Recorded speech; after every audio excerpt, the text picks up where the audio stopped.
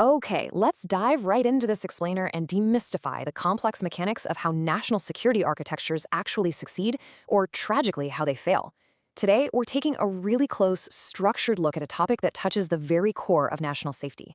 We're going to examine the anatomy of intelligence and security breakdowns, drawing directly from some incredibly detailed reports by the Hindu Center for Politics and Public Policy and the Observer Research Foundation. We'll trace the historical threads of the devastating 2611 Mumbai attacks and pull them all the way through to the very real, present-day paradox of India's coastal security. There's this absolutely striking quote from the Hindu Center Policy Report that perfectly frames our exploration today. Former Information and Broadcasting Minister Manish Tiwari highlights a pretty harsh reality: the invisible nature of successful security versus the glaring, tragic visibility of failures. We expect total perfection from our intelligence agencies, but we only ever see their misses. And it sets up an absolutely vital question: why do those catastrophic misses happen in the first place? So here is our roadmap for this explainer. First, why intelligence fails. Second, ignoring the warning signs. Third, the Pradhan Commission findings. Fourth, the coastal security paradox. Fifth, vulnerabilities in the littorals. And finally, a blueprint for security. Let's get started. Section 1. Why intelligence fails. A theoretical framework. To truly understand these historical and modern events, we first need to establish a foundational framework for why intelligence operations break down. We're drawing here on the work of public policy scholar Janani Krishnaswamy. She essentially categorizes these breakdowns into 4 distinct buckets, which gives us a great mental rubric to evaluate everything we're about to discuss. First, intelligence failure, which is simply failing to produce accurate intelligence. Second, policy failure, where accurate intelligence is actually gathered, but there's a failure to act on it.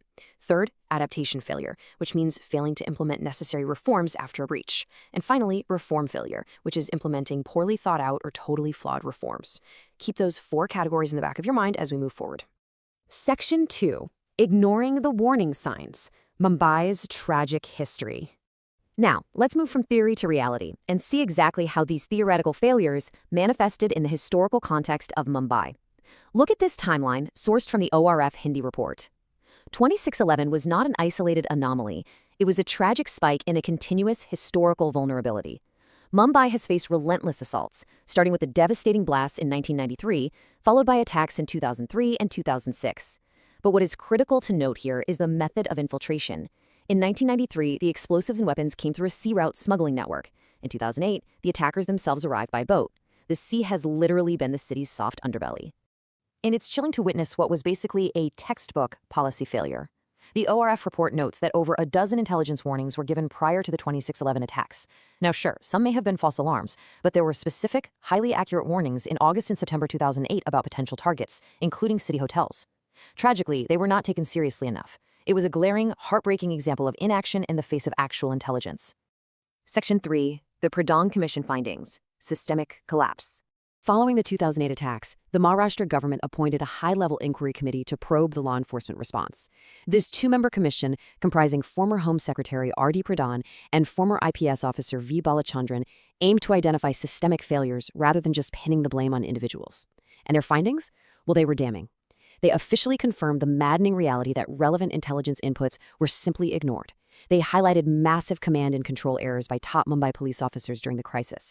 And furthermore, they pointed out that entirely neglected coastal security allowed the terrorists to slip in completely undetected. It exposed massive, gaping holes in the system's adaptation and policy. So the crucial point here is how a missed warning creates a devastating chain reaction on the ground. This stark comparison from the Commission's report perfectly demonstrates it. You had terrorists, highly trained by the Pakistan Army and wielding modern assault rifles, facing off against local police personnel who were equipped with, no joke, antiquated World War II-era weapons. Plus, they were lacking decisive leadership from the top. The Commission literally described the assault as a warlike attack that was completely beyond the capacity of the local Mumbai police. Section 4. The coastal security paradox. Present-day realities. So that was the history, but have we learned from it? Let's fast forward to the present day to analyze if the adaptation failures and reform failures we just outlined are still occurring within India's maritime domain. As this December 2017 ORF special report outlines, coastal security has ostensibly been at the very top of the national agenda since 2611. The government instituted a new 3-tier security arrangement, they installed radar stations, initiated a coastal security scheme, the whole shebang. Yet, alarming vulnerabilities persist. The report documents some highly concerning recent misses, like a Russian yacht somehow drifted completely undetected right up to Mumbai harbor in April 2017, only to be spotted by local fishermen. or the multiple hit-and-run incidents involving commercial ships off the coast of Kerala where the offending vessels simply escaped. How does that happen? And this isn't just an anecdotal problem. It's heavily systemic. Look at the data from this Comptroller and Auditor General audit of the Odisha Marine Police. There is a patrolling shortfall of over 90%. Only 25% of the required manpower positions are filled. Infrastructure creation is sitting at a dismal 31%. And the ORF report suggests that this audit from Odisha is actually highly representative of a much broader national issue. Across coastal states, foundational policing infrastructure, training, and human resources are severely lagging. To bring this directly back to the very city that suffered the 26/11 attacks, a recent report shockingly revealed that 14 out of the 23 Mumbai Marine Police speedboats are currently non-operational. Why?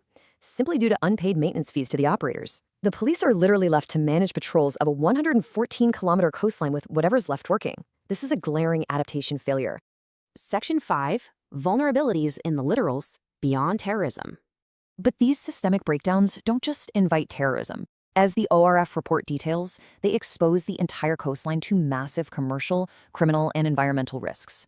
Port security has emerged as arguably the most neglected area in the littoral architecture. An Intelligence Bureau audit painted a pretty grim picture. Out of 227 minor ports in India, 187 have minimal security, and 75 have absolutely zero security cover. Zero! We have millions of cargo containers moving completely unchecked, creating a terrifying vulnerability for the smuggling of weapons, explosives, or even radioactive materials. In fact, years after the Home Ministry cleared the installation of radiation detectors for 16 major ports, several are still waiting for the equipment to arrive. Furthermore, crucial oil and gas infrastructure along the coast lacks an integrated security strategy, with different agencies constantly disagreeing over jurisdiction. And this lack of coordination and clear responsibility, it becomes absolutely disastrous during a crisis. This was painfully obvious during the 2017 Chennai oil spill. Following a collision between two vessels, the response was a total masterclass in interagency failure. The ORF report notes a severe lack of protocol, a deliberate attempt to initially underplay the incident, and an aversion by first responders to actually take charge. It was an environmental disaster that took weeks to contain, simply because no single agency showed the initiative to step up and lead the cleanup mission. Section 6, A Blueprint for Security, Reforming the Right Way. So with all these immense challenges, how do we fix these failures? How do we build a cohesive defense system that actually works? The government recently proposed setting up a new centrally funded coastal border police force. However, experts warn this might be a classic reform failure. A centralized paramilitary force lacks the basic legal policing powers to register offenses or carry out actual investigations. More importantly, they lack the vital day-to-day integration with local fishing communities, the people who actually serve as the eyes and ears on the water. Instead, the consensus is that we absolutely must empower and strengthen the local state marine police, who already have the legal jurisdiction and the established networks to gather that crucial human intelligence. The ORF report lays out this really clear, actionable blueprint for security. First, we need high-technology initiatives, for sure, like making automatic identification system transponders mandatory for smaller vessels over 10 meters. Second, technology is not a silver bullet. It absolutely has to be paired with empowered local police agencies for human intelligence. Third, we need comprehensive legislation to strictly enforce port security standards across the board. Fourth, we must resolve those jurisdictional ambiguities and strengthen the Coast Guard so they can truly lead coastal operations. And above all, India needs a cohesive national commercial maritime security policy document to align the priorities of the more than 15 different agencies operating in the maritime space. It's like a giant puzzle, and everyone needs to be working from the same picture. I'm going to leave you with this provocative thought to consider. Our explainer today highlights a really stark truth about national security. You can build all the centralized control rooms you want, but can high-tech satellite surveillance ever truly replace foundational local policing? Because as both history and present data clearly show us, the most advanced radar network in the world cannot stop a threat if the local police boats are broken, the warning signs are ignored, and the human intelligence is missing. Thank you for joining me as we unpack the complex anatomy of coastal security failures. Catch you next time.